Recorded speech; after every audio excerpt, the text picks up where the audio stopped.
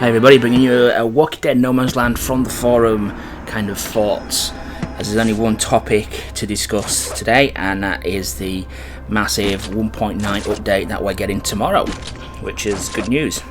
It's going to be quite a lot of changes, quite a lot of bug fixes, and a few things the community has requested, and just going to go through each one of them and just give my thoughts on them and invite discussion in the comments below to what you think of them. And as a content creator for the game, I'm not going to give the game props if it's doing something that I'd completely disagree with, and I'll call it exactly how it is, so don't worry about that. I've got no inside knowledge of what these changes are going to be and how they're going to play. We don't get any preferential treatment in that way, so yeah, we'll start going through it with the way it's broken down on the forum post that we've got. So it looks as if first one, collect a free radio bundle. Looks as if we're getting a freebie. Probably have 5 radios in it, I would imagine. Can't see them giving us more than that, so it's a nice little Brucey bonus there for us. Radio calls overhaul. Well, we've not had any information about this at all. We have been told there's one coming, and looking from the screenshots, it's just, again, just me speculating. It looks as if we may be going to have multiple choices. We're going to make a radio identity with several survivors we can pick and choose from. That's just looking at the graphic that they provided us with. That's all I can really say on that, but hopefully it is an improvement, because the proof's in the pudding when we start using it. Improvement to existing challenge maps. Doesn't really give us a lot to go on that. I'm not sure what.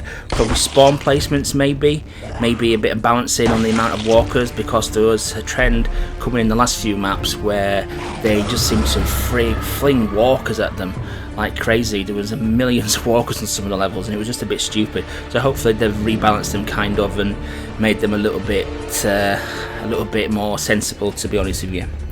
Next one, get a gas booster dash free gas for 24 hours. Well, the word free there probably is getting speculation. I think that's going to be a microtransaction. I think you're going to have to spend X amount of money or X amount of gold to get free gas for 24 hours. And if that's the case, it's not free gas, is it? Because we have paid for it. So use of the word free, you've got to be very, very careful with. If it's free, everybody's going to have 24-hour gas forever. Or it could imply that they're giving us a gas booster for free, which we can activate when we want, and we'll get free gas for 24 hours. It could mean that as well. It might not necessarily mean that it's going to be a microtransaction thing coming through, but I've always suspected something like this could come into the game with a microtransaction, because it's usually the way things go. You want a little boost for a period of time. You know you're going to play heavily for that amount of time, so you buy a booster. I've seen it in plenty of MMOs and other kinds of games, and that leads on to the other one as well. Get an XP booster, double XP for 24 hours. Similar kind of thing. I think because these are actually put in as like kind of features, I think they are going to be microtransactions, if I'm honest with you, rather than just one-off things that we get as part of the update. And there's going to be my class, watch videos and unlock classes to master their skills and charge abilities. Basically tutorial videos, probably nothing useful for the new people, for people who've played the game for a while, but a nice quality of life thing really for newbies, and lets them know how to use the class. New music while in combat, 2 new tracks added. Could be good, could be bad. The last new track we got added was the killing the walkers at the wall music, which I think is completely wrong for the game. I think it's completely different to the tone and style of the rest of the music in the game, so I think that's a little bit off that musical track, but hopefully if they fit in with what the tone of The Walking Dead is, a good thing really. Moving on to AI changes.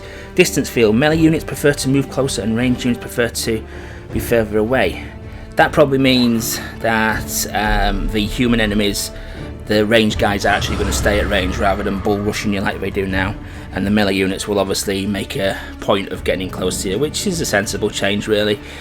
Intelligent targeting. AI now attempts to target multiple enemies if the weapons are capable of hitting more than one target. Again, could be a good change, because the AI of the enemies, especially the human enemies, is questionable at best at the moment. They make some bizarre decisions. They've got a walker chowing down on them, and they decide to run at you and attack you even though you're no threat and many grid spaces away from them. So that could be good, providing it works. Fixed cover AI. AI uses cover in more intelligent ways. Well, again, back to my previous one there. The AI at the moment is a bit iffy, so any AI improvements is a good thing. General improvements, we've got scrap XP, get 25% of upgrade cost back when you scrap equipment. Great change, because at the moment to upgrade a top tier weapon you're looking at well over 2 million XP, I think nearly probably 3 million XP. 25%, not enough in my opinion. I think it should have been a minimum, a third, probably maybe even pushing 50%, because the amounts we need at the moment are stupidly astronomical. But a step in the right direction, even though a small step. Gas can now go over the maximum when you receive rewards. Fantastic change. The amount of times I've got a gas reward and already been at max, because I've forgotten that I need to be below max and I've wasted it basically. Good thing. Connect game to Game Center, Facebook or Google Play unlocked an achievement. That's just really to encourage people to do it, really, to protect their game saves. Equipment auto scrap limit raised to 300. Great. Don't know why there's a limit anyway. Should be unlimited, but that's another story. Improved matchmaking algorithm in PvP, providing better matches. Well, we've seen this many times before. I'm going to hold my breath on that one. I've not really played the Outpost that much lately because it's just not working properly at the moment, in my opinion. Improvements to PvP shield probably means it's going to work. Survivor class balance changes, we already saw them as a separate post. Everybody's complaining about the hunter reduction in range, but you're not going to notice that, to be honest with you. Excuse me. General fixes, fix 0 trade goods and 0 influence result in outposts. Well, that's a start if they actually do that. They've boasted they're going to do that several times before and it's not come to fruition, so we'll see. We'll see. Protection limit has been removed. This is to make matches more attractive, really, because that was bringing up the results of 0 and 0. I always understood why it came up with 0 trade goods, because they may have had protection, but 0 influence, how can you get 0 influence? Beating somebody, you should get experience points or influence points for beating them. Anyway, exploit fix. Now this one's been delayed apparently. They're not incorporating it with the 1.9 fix. After defeating 75 walkers, the amount of XP generated drops to 1 XP per kill. This is to stop farming on 7.4, I think it is, and 9.2 missions, where you can just without threat of being injured or death or anything, you can just stand there and happily farm walkers to your heart's content. And a lot of people have been using automated programs to do that and get massive XP boosts. So I'm all in favour of that, really, because I've cleared those levels many moons ago. Don't have access to them anyway, so it's just an unfair advantage to people who are farming those missions. However, I would say 75 walkers is too low a limit. I would say at least 150, simply because one of the hilltop missions at higher levels, I regularly have a massive battle. It's the one where you have to close the gate and the walkers keep flooding in until you do so. On that, I've actually had a genuine battle at higher level walkers that's took me well over 75 walkers. So that's really a bit of a detriment, really, because 75 is not an awful lot on the most intense missions that you do get at higher levels. Fix bug walker and helping hand challenge missions. Yay, thank God for that. We've only had 5 so rotations with that bug in there. More informative error messages. Yeah, okay. Unlocking guild and personal rewards at the same time rewards you with both. Not sure what that actually means, but if under attack there is a special FAQ. Getting just more game information. When under attack, pop-ups inform you of the situation. So I presume that's a push notification on your mobile or your iPad screen telling you are being attacked at the moment. But in the day, if you are being attacked, you can't do anything anyway. You can't log in, so I don't know why you have to know about it. Not what you can do. Bandage Overwatch fixes. Any turn while bleeding with 1 AP left has no longer both bandages survivor and gives them. Yeah, you basically, if you can manipulate it so you actually got the benefit of bandaging yourself and still staying in Overwatch. It's supposed to be either or, not both.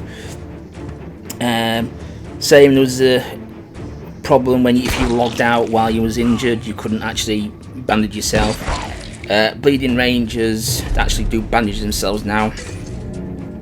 Outpost fixes, again reiterates fix 0 and 0 influence results, and protection limits being removed. We've already copied that anyway. So overall, I think it's a good update. There's some good fixes in there which are necessary. A bit disappointed the 75 Walker, the XP reduction thing hasn't come in tomorrow. Obviously, got the technical reasons. Hope that comes in quickly as possible, but I hope it is raised to at least 150 Walkers as well. But some really good changes. The scrap one doesn't go far enough. Basically, radio calls we'll wait to see. But yeah, generally pretty good update really, and hopefully it goes in glitch free and doesn't cause any problems with the rest of the game. So like I say, if you want to discuss this, please comment on the video, and I'll quite happily reply to them, or just reply in the thread that's on the forum, because I'll post it on there as well. So thanks for listening guys, and I will catch you in the next video.